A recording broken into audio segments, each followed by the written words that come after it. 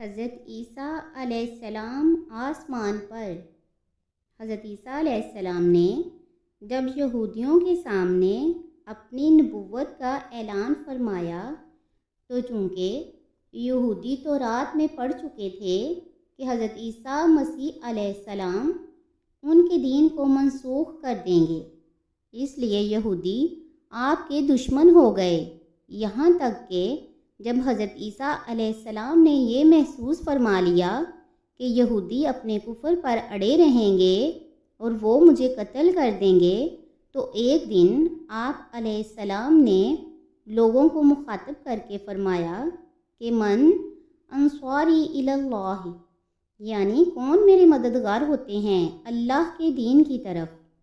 تو صرف 12 یا 19 حواریوں نے یہ کہا نحن انصار اللہ آمنا باللہ واشہد بأننا مسلمون، یعنی ہم خدا کے دین کے مددگار ہیں، ہم اللہ پر ایمان لائے اور آپ گواہ ہو جائیں کہ ہم مسلمان ہیں۔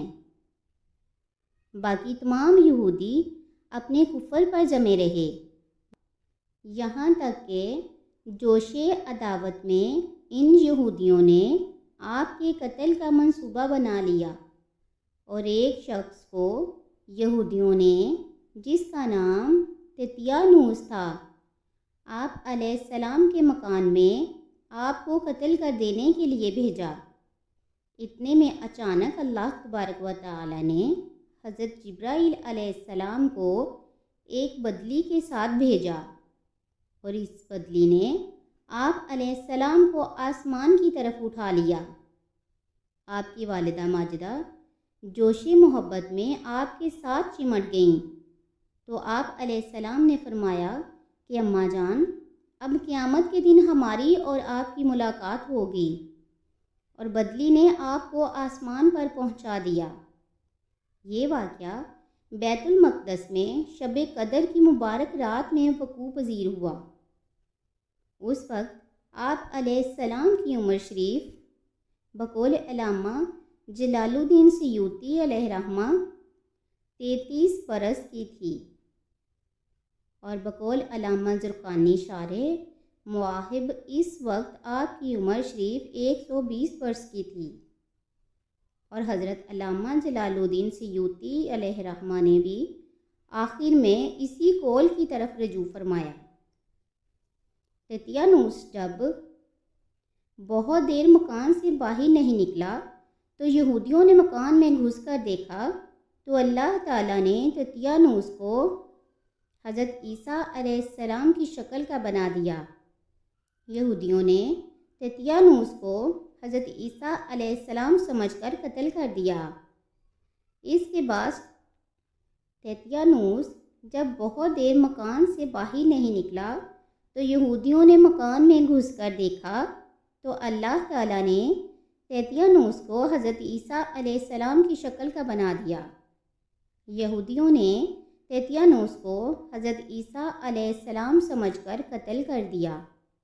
اس کے بعد جب تتیانوس کے گھر والوں نے غور سے دیکھا تو صرف چہرہ حضرت عیسیٰ علیہ السلام کا تھا، باقی سارا بدن تتیانوس ہی کا تھا۔ تو اس کے اہل خاندان نے کہا کہ اگر یہ مقتول حضرت عیسیٰ علیہ السلام ہیں تو ہمارا آدمی تتیانوس کہاں ہے، اور اگر یہ تتیانوس ہے تو حضرت عیسیٰ علیہ السلام کہاں گئے۔ اس پر خود یہودیوں میں جنگ و جدال کی نوبت آ گئی، اور خود یہودیوں نے ایک دوسرے کو قتل کرنا شروع کر دیا، اور بہت سے یہودی قتل ہو گئے۔ اللہ تبارک و تعالیٰ نے قرآن مجید میں اس واقعہ کو اس طرح بیان فرمایا ہے۔ ترجمہ: اور کافروں نے مکر کیا اور اللہ نے ان کو ہلاک کرنے کی خفیہ تدبیر فرمائی، اور اللہ سب سے بہتر چھپی تدبیر والا ہے۔ یاد کرو جب کہ اللہ نے فرمایا اے عیسیٰ، میں تجھے پوری عمر تک پہنچاؤں گا اور تجھے اپنی طرف اٹھا لوں گا اور تجھے کافروں سے پاک کر دوں گا، اور تیرے تابع داروں کو قیامت تک تیرے منکروں پر غلبہ دوں گا، پھر تم سب پلٹ کر میری طرف آؤ گے تو میں فیصلہ کر دوں گا جس بات میں تم سب جھگڑتے تھے۔ سورہ آل عمران رکوع نمبر 5 تا 6۔ آپ علیہ السلام کے آسمان پر چلے جانے کے بعد حضرت مریم نے 6 برس دنیا میں رہ کر وفات پائی۔ یہ بخاری اور مسلم شریف دونوں میں موجود ہے۔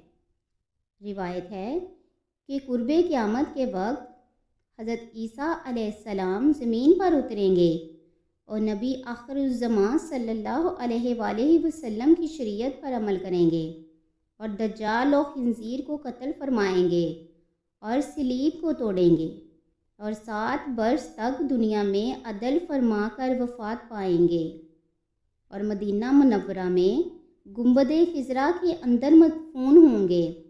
اور قرآن مجید میں نصرانیوں کا رد کرتے ہوئے یہ بھی نازل ہوا کہ ترجمہ، اور یقیناً یہودیوں نے حضرت عیسیٰ علیہ السلام کو قتل نہیں کیا بلکہ اللہ نے انہیں اپنی طرف اٹھا لیا اور اللہ غالب اور حکمت والا ہے۔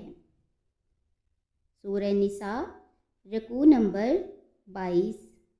اور ایک اور آیت میں اسی طرح بیان فرمایا ہے، اور یہودیوں نے نہ عیسیٰ کو قتل کیا نہ ان کو سولی پر لٹکایا بلکہ ان کے لیے ان کی شبیہ کا ایک آدمی بنا دیا۔